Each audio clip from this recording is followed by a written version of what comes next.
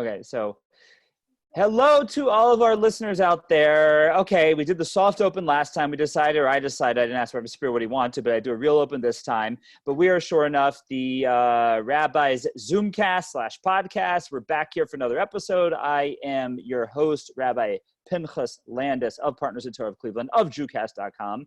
And I am here with the one, the only, the cohort, Rabbi Gamliel Nussin. Fun talking. And there he goes. Okay, so I guess it's just gonna be me for now. You know, we were in our warm up, in our little warm up that we do together. We were talking. Oh, okay, he's got his mask. Got it. I didn't realize we're doing this with masks. 1 second. Okay. I don't want to tell Hashem that people will think that I don't care about masks. So even in the house. Just to show how serious Rabbi Spero takes the quarantine, you know, now Ohio is officially it went from stay-at-home Ohio to stay safe Ohio, and and what that means, by the way, I looked at it very closely. I looked at the Rashi and the Tosfos on Governor DeWine's words, and it basically means that that people still should not go to work unless you really have to go to work. And you still shouldn't rush to the grocery store to buy out everything, unless, of course, you need things. Unless you need to. Yeah, right. And you shouldn't buy toilet paper unless you need toilet paper. And the virus is definitely not deadly unless you're vulnerable to it. And yeah, so it's, you know, it's that's the story. I like that. That was cool. So, but it's the amount of ambiguity here is totally insane, and that's why it gets me crazy like every day. Here's the bottom line. We know nothing about it. It's too new. It's novel. It's the novel coronavirus, and it's too new. We know nothing about it. I get called every day, mamish every day now, from parents. When he started, I don't have the first clue. I can't even begin to give a guess. When she was. I mean, we're doing Zoom. It's very hard. Zoom is very, very hard to learn. This week was the roughest week we had. It was at the beginning. I think it was more of a novelty, and the guys are doing great in general. But this week I found it was, and myself also. It's very, very hard. It doesn't compare when you're sitting in a beis medrash learning, and sometimes here, let's say I'm in the middle of saying a shir, and I'm looking, I'm just looking at the Gemara. I'm looking to see if something Tyson says. When you're sitting together, it's not awkward. When you're sitting on Zoom and all of a sudden it just gets quiet, I'm sitting down looking. It's so awkward. It's very hard. That's how I was here. Sorry. And Hi. Hi, come on, Mrs. Spero, you're on the podcast. You're zooming here. You in another room? My wife, let me tell you something. My wife has been, throughout this whole coronavirus, insane. I'm not just saying that. She has been crazy. Yeah. I'm just kidding. So, what was I saying before? Yeah, so they were unknown. I do like this mask I have. I really do wear this mask out. So that's a cool one. I actually wanted, yeah. And also, the secondary thing, I've also been stealing. You've been stealing. Okay, good. Yeah, well, they don't know why. It's like, that's what the gangsters used to wear. So I wear it and I go, I'll just run. I was in Timor's. They opened the cash register. I reached in and grabbed cash and ran out. And they're like, what was that? So now it is an auxiliary benefit. I think I mentioned before that one of my goals during Corona is to plan a heist. Right? Did I tell you they stole a Van Gogh? I don't know if we met who I spoke about with some of my friends. They actually stole a Van Gogh. And, you mean whoever they is? I mean, the proverbial they. Yeah. Right. In a museum in Amsterdam, which was closed, and they I guess they were scoping it out. Had less security. They actually stole a Van Gogh. Interesting. Which leads to me to I have a couple of questions. I'd love to know how they did it, but more than that, what are you going to do with it? Exactly. Like to steal something so rare, it's. So someone told me, a friend of mine said, well, there's private collectors who will buy them. Yeah. But here, the next question, where do you put it? Right. You can't in your office or in your living room. So we were trying to some of these private collectors have a little room in the basement where they go to, and then they'll say, oh, here's my Van Gogh. It's like $25 million. But anyway, So now is a perfect time to plan a heist. So I've been thinking about that also. Yeah, so I also, you've been thinking about doing tshuva and growing, and I've been thinking about planning heists. Yeah, that shows the difference between me and you, because I obviously need to do tshuva, and you're perfect. You just need more Averos. So I'm stealing from people. That's my take on coronavirus, but I also have a great, I mean, it's in the car right now. I don't want to run out and get it, but I have a great mask. I love it. My daughter said I'm not allowed to wear it in public, so I made sure to continue to wear it in public. It's actually a purple scarf with peace signs on it. I love it. It's great. Especially because, like guys like us, like the black and white or the navy blue and white and all this, and all of a sudden you walk in with a mask like that and you get all kinds of looks. It's great. I love it. I made a decision. Again, remind me if I mention this. I'm like, so my life is more on Zoom than it is in real parts. I don't remember but I decided as you know, see, I'm not wearing a tie. I haven't worn a tie since. Neither am I. Wait, I am. Since the last day of yeshiva, which was like March 20th. Yeah. Not worn a tie, and on Shabbos now I wear my bekisha the whole Shabbos. So I've really decided I want to without a neder, to start wearing a bekisha all the time on Shabbos. Why am I not going to do it? Because my kids are dead embarrassed. Right? You know what? Normal. Spero, we have so much in common because I also wear tish bekisha as you do. And my kids and really my wife have made it very clear that it is a tish bekisha. It does not leave the tish. You get up from the tish, you take it off. It's like I sometimes will like sneak out to a Shalom Zacher wearing it, and I get like stoned by them when I get home. It's It leads to the broader question of, in our society, I've heard from Rav Shalom many times the idea we should be conformists, and people who keep the Torah, there is an element of conformity which a person has to work within, and we're all in Shmir Mitzvahs, those types of things. But I think if a person gets too caught up in the conformity, then it's also a very negative thing, right? The way Hashem, what does the Chazal say?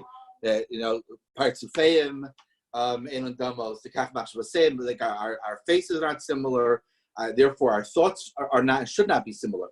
Rav Shalom told me, this is from Shalom, beautiful idea. The two parts of the body that are exposed are the face and the hands, right?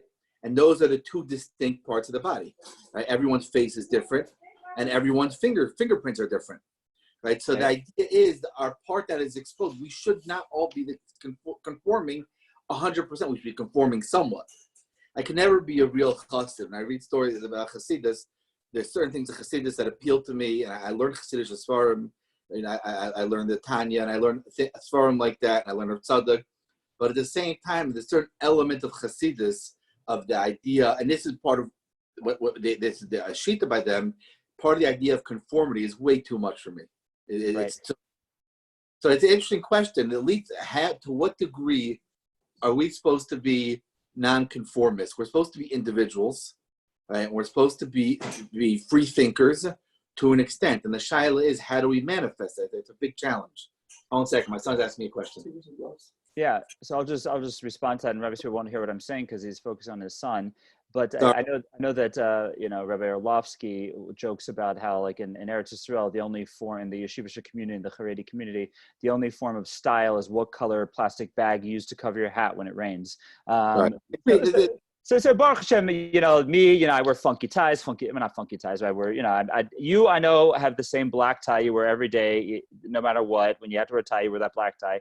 I'm more the pain of wearing, more style. I wear funky socks, but that's my big expression. Whatever, that's me. But it's interesting because when it comes to me, I am in so many. I was joking with a friend of mine, actually, we talked about before, the Kan Journal, which Baruch Hashem, I have the privilege of being a contributor doing on the Rabbi Spero. We got to get you subscribed first of all, but then I downloaded the last issue. The last issue they have available for download, I downloaded, but you're not in it. No, I am. It's online. It's on the website. Oh, it's actually on the website. They put, so for issue number, I think it was 9, which was Nissan, he put the articles actually on the website, and then I think 8, he made it you can download, something like that. Download one from before. Yeah. I wrote an article about Shlom Sion Hamalka. That was my column. My regular column is about the queens, Jewish queens. So I wrote about Shlom Sion Hamalka for my first article. This coming issue, I have an article about Asalia, and the whole situation with Achav and Omri and Yehuda and Yisrael at that time. It's an interesting article, and then I also wrote an article about Kriyas Torah because for Shavuos coming up, and also we're longing for Kriyas Torah. So sort of the history and development of Kriyas Torah, which I was left with a couple of big questions. Maybe I'll throw them at you, Rabbi Spero, and I could get them in the next issue. But there were two big question marks I had. they didn't come to a good resolution on. And it doesn't seem it doesn't seem, at least in looking around as much as I did in You're Chazal and fading Mephoshim. a little bit. I am fading. Got it. I got to figure out, this is your internet connection or my internet connection. Whatever. It's AT&T. It just hasn't been great over here in Landis house since we switched over. I think we're going back to WoW. Today's podcast has been brought to you by WoW. So the two questions, or the two holes in my article that I didn't come to a good answer on is number one, that it's actually a little bit of a machlokus rishonim if we say that Moshe Rabbeinu himself was Misakin Kriyas Torah, or the Nevi'im Shebinehem, that the Nevi'im in the time of Moshe Rabbeinu. And that's really dependent on whether or not, the issue of laning from an incomplete Sefer Torah. That if Moshe himself was Misakin Kriyas Torah, well, they never had a complete Sefer Torah during his lifetime, because it wasn't finished till either, right when he died, right before he died, right when he died, after he died, depending on which, how you understand the last few psukim of the Torah. So I have actually on my Mar Makomos over here, I think is the, I forget who says it, but someone says that, that halacha only applies to us, where we have a complete Sefer Torah. For Moshe's generation, that didn't apply. So it could be that Moshe himself established the laning of the Sefer Torah, and they just read it from what they had, from the Sefer Abris that they wrote down at the time of Shavuos, and then the development from that point on.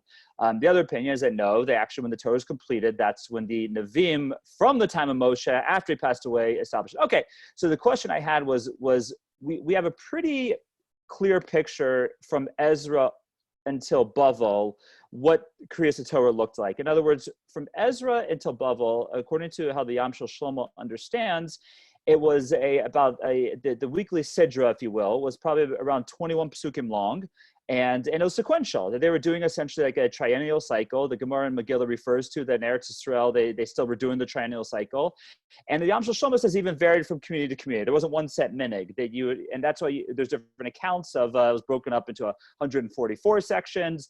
The Yerushalmi says it was 175 sections corresponding to Avram Avinu's years. Be it as it may, that's at least according to the Yam Shel Shlomo what it was from Ezra until Bavel.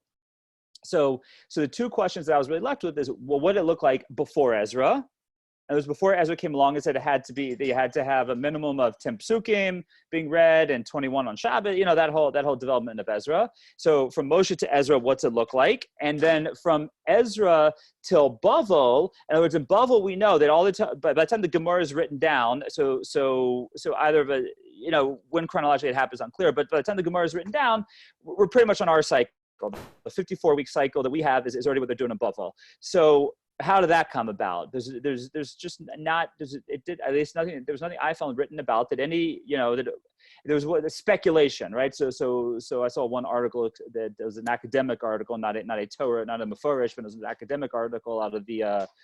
But you ever look at the Jewish Quarterly Review? You're a Jewish Quarterly Review fan? That's the books. Jewish Quarterly Review is right. It's the ancient or whatever, the Jewish academic. I've looked at it. Yeah. Again, if you're going into it with your hashkafas on straight, and that what you're looking at, it's fascinating stuff over there. Dave Farkas is a big fan, but it is a Jewish Quarterly Review article where they speculated that it was that since Rav was first in Eretz Yisrael and then became the leader in Bavel, that he brought the Ezra system, so to speak, over, but he was the one who transitioned to the Bavel system. But again, all speculation. So we'll leave that to you, Rabbi Spero. Leave it to our listeners. But if you want to see it, first of all, BMG every week has been putting out different Shifty Chaburas. And actually, the Chabur this week, you have it on Kriyas Torah? Yeah. So what happened was I have a little WhatsApp group with Rabbi Davidovich and Dave Farkas and Menachem Tannenbaum, where anytime I have these sort of like off the beat questions, I want to know sort of what the academics say. I text it, and we text the questions in the group, and Dave Farkas always knows where it is in the academic sources because he's he's holding in all those things. But Rabbi Davidovich forwarded me the what's it called here again? The Shifty, right? The Shifty on the Kriyas Torah, and very interesting stuff. I wasn't even familiar with this organization. This is Rabbi Spero, yeah. My son-in-law was involved in it for a little bit. It's very good stuff. It's younger light writing up pieces and then having it's really, really good. They do a good job. Sometimes too thorough. Sometimes it's like every single piece on a sugya you can imagine. Do you have it online or you only have the actual print version? Well, no, I just downloaded it. So you had to buy it. It was $4, and then you get a I'm planning on getting it. I get right. the email what they're learning, but it's interesting. Yeah, it's good. Look, it's good stuff. It did not really necessarily answer. It added a few pieces, but it didn't necessarily answer these two questions I'm throwing out. Well, Kriyas Torah is a beautiful sugya. So many questions. Just the whole idea of it. Why we make a Birchas Torah for Kriyas Torah? Right. It's just a simple question. Right. The Mishnah Yaakov has a beautiful piece where he talks about that it's a separate Chefsa Shel Torah. It's not just a Birchas Torah on Liman Torah, Birchas Torah on the giving of the Torah.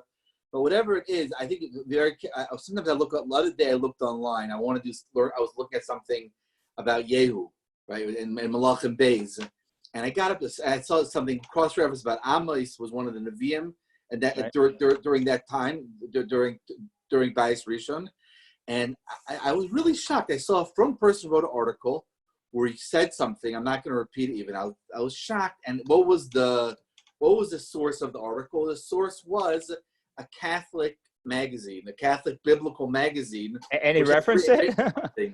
So I've had this question before. I've learned Eov a few times. And Eov is a very, very complex sefer. Mm-hmm. Some of the Mefarshim are like the Ramban on Eov is so hard to learn.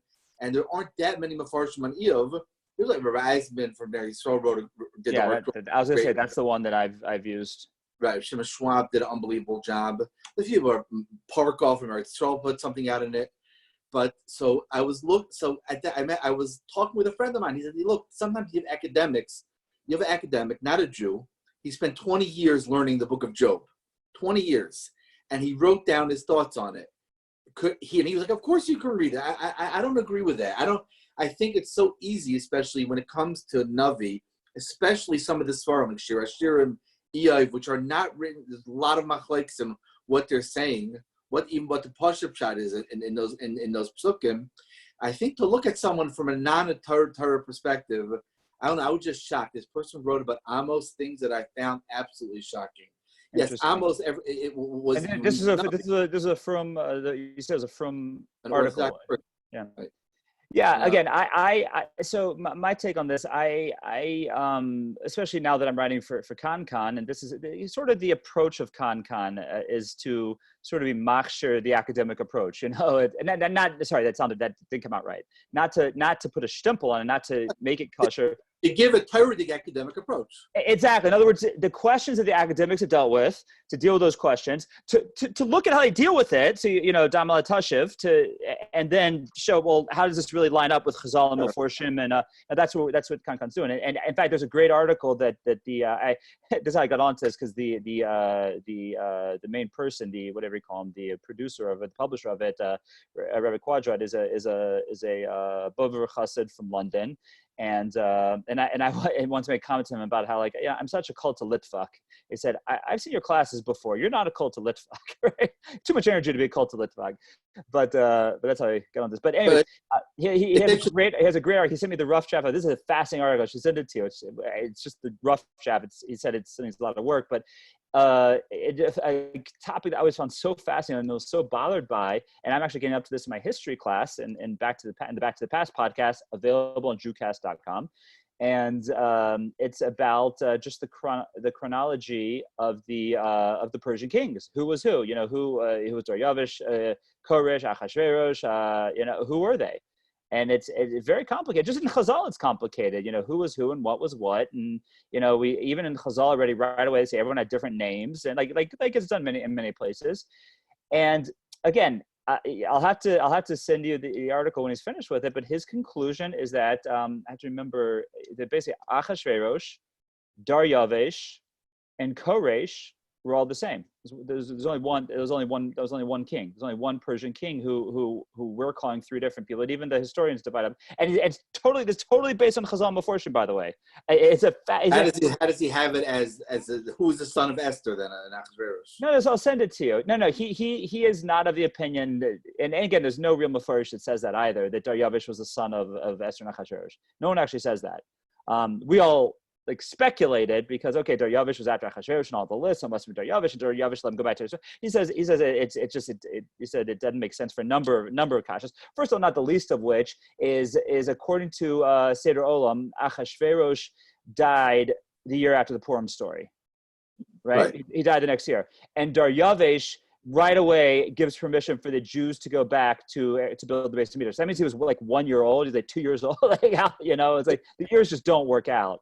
You know, it's so the Malbim himself. The Malbim was a Goyin Sheba Goyin. The Malbim was one of the greatest Talmidei Chachamim of his generation, and people they speculate the Malbim has very little writings on halacha and shas. He has a sefer called Artzos Chaim, which just covers I think the first 35 or 40 simanim of Shulchan Aruch, and he does not have much writings on shas. We don't know of any.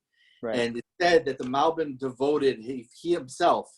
He wanted to write on Shas, wanted to write on these things, but and even on Chumash, he wanted to write different, but he devoted his life to fight the Maskilim, to fight those people who were saying the Torah was written. That was when it was coming in style, JEP&D, and all these other different beliefs that the Torah was written by man, Chas v'Shalom, different ideas like that.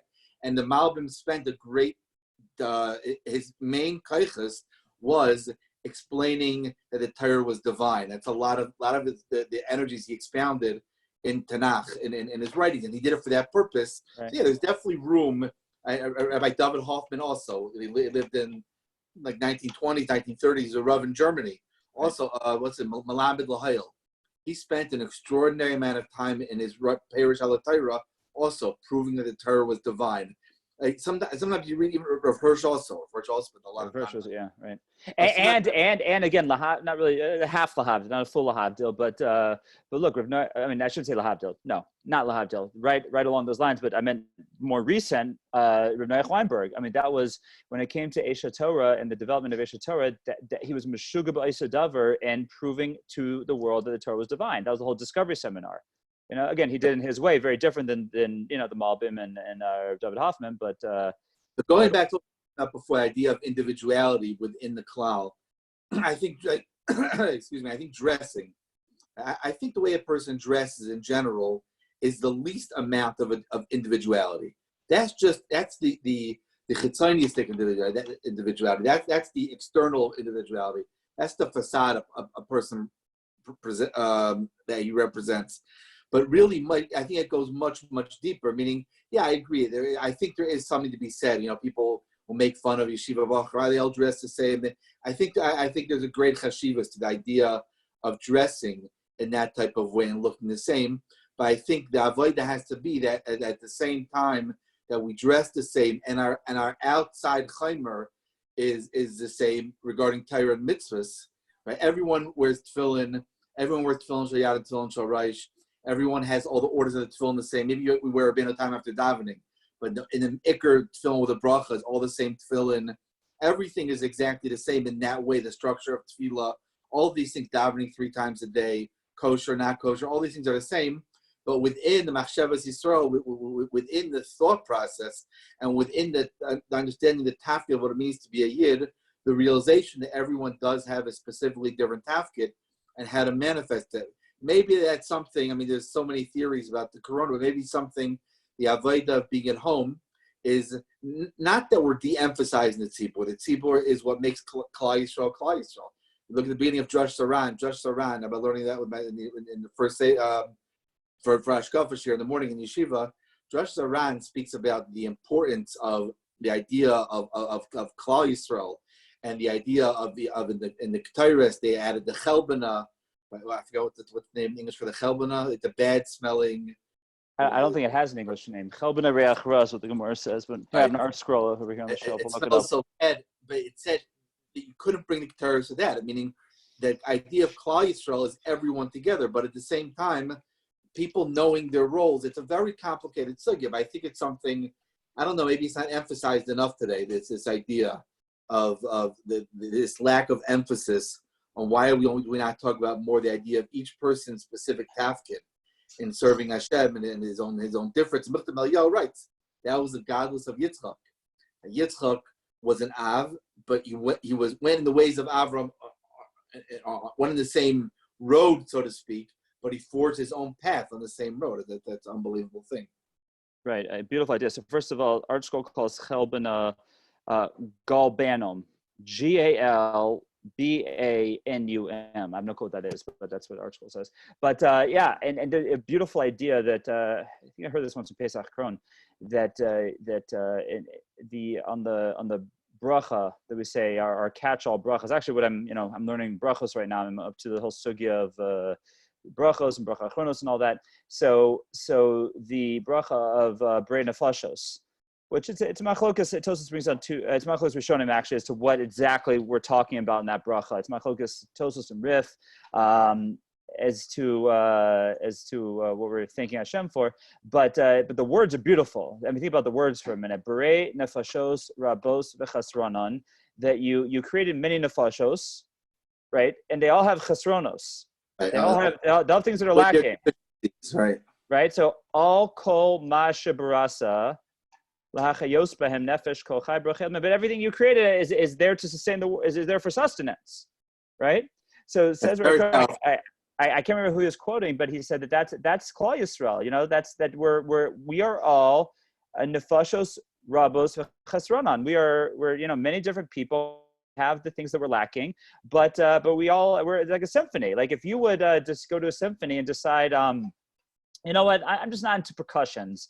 I'm really into percussions because I know, Rabbi Spero, you're really into percussions. So you decide, like, I just want a symphony with percussions. Now, you might end up with something cool. Stump, right? Stump was this Broadway show where there were no words, no music, no nothing. All they did was percussions. The whole thing was just percussions. And it was cool. It was very popular, but it wasn't a symphony, right? It wasn't a Bach or a Beethoven or I don't know. Give me another. I'm not a symphony guy, but I went to a symphony, and the whole symphony was terrible. And I asked him, why is it so bad? And I realized that the triangle guy wasn't there that day. So I don't know where he was. He woke up late. Whatever it was, the triangle guy was a no-show. And the whole symphony sounded off. You need that triangle. That's one of my goals. I have many different. One of my goals one day is to play the triangle, to learn how to play it the proper way. It's a very tough instrument to play. People have spent literally thousands of years getting the right goal of the triangle. Yeah, no, it's that's definitely true. And actually, Rabbi Spero talking about people, but it's actually Rabbi Spero is a very skilled triangle player.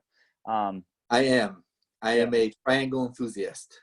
I'm more of an octagon. I have something like a triangle, but it's actually an octagon. It makes 8 different sounds as opposed to just 3 different sounds. It's really cool. I have a WhatsApp group that's called Triangle Aficionados. But right now, it's only me. I gotta say, it's a very lonely group.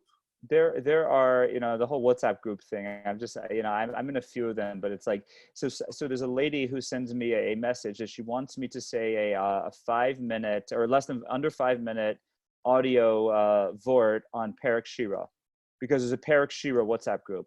Which, first of all, like that still begs the question, which I haven't quite figured out, like how in the world did Perek Shira become so popular? Rabbi Spero, I don't know if we have time, but maybe we'll save for next episode. I can tell you one of the ways it made it popular. I can tell you 2 ways. ArtScroll put out a Perek Shira, right? Is that what you're going to say? That's one. And number 2 is we all know people love segulahs. People can't get enough of a segulah. Yeah. So tell somebody, it's a great segulah to learn Bava Basra, right? Bava Basra is one of the longest in pages in Shas, as we have it in pages, right? Yeah. And second of all, hard. Right? I gave Daf Yomi shir Bava Basra, and it was impossible. Doing Yesh Neich and Daf Yomi is impossible. Bumps, yeah, exactly. It's literally impossible. And I could finish a daf every day, or you tell them, it's a great segula, just to say Perek Shira every day for 65 days while you're hanging by your feet on a trapeze upside down in a living room. So people love, I saw a great piece from Rabbi Lapiansky, who's so gavaldic. My son is married. My son's wife. Brother-in-law's his son. Wife, right, exactly. His first sister's married to Rabbi Lapiansky's son. Right. And my son got ready. By the way, I had a great schmooze with him at your son's chasana. We had a great. He was asking about trying to get. He was picking my. Now that we're podcast aficionados, he was like picking my brain for the Rabbi Lapiansky podcast. And he's so chashuv. Awesome. He's such a chashuv. I have the exclusive being in this Young Rabbis Network, and it's the two main mashpim of the group are Rabbi Lapiansky and Rabbi Moshe Hauer. It's just such a great Shower's book. I like around shower. So the Kitzer, Lepiansky is talking about the idea of segulas. He says segulas is a catch-all of like, oh, how we get out of the coronavirus? Everyone should have a segula.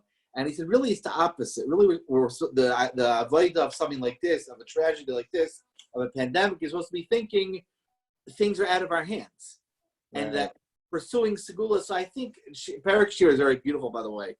It's really beautiful. Someone gave me the Art Scroll version of it. Besides the fact they did an unbelievable job, as they always do, with great pictures. Yeah. The psukim have a lot of depth. It's things said by, it's Machlekes who wrote it. Shlomo HaMelech wrote it. Ad Marisha wrote it. It's not clear who wrote it.